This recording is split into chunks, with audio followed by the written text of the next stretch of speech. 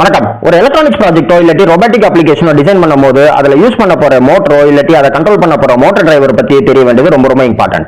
High speed BO motors இல்லைன்னா 5 kgs இருந்து 7 kgs வரைக்கும் டார்க் புல் பண்ணக்கூடிய சின்ன கியர் மோட்டார்ஸ், அப்புறம் 30 kgs இருந்து 50 kgs வரைக்கும் டார்க் புல் பண்ணக்கூடிய ஹை டார்க் மோட்டார்ஸ், இல்லைன்னா வெஹிக்கிள்ல யூஸ் பண்ணக்கூடிய மோட்டார். இப்படி எந்த மோட்டார் யூஸ் பண்ணாலும் அதுக்கான ஆப்டான டிரைவரை செலக்ட் பண்ணணும்.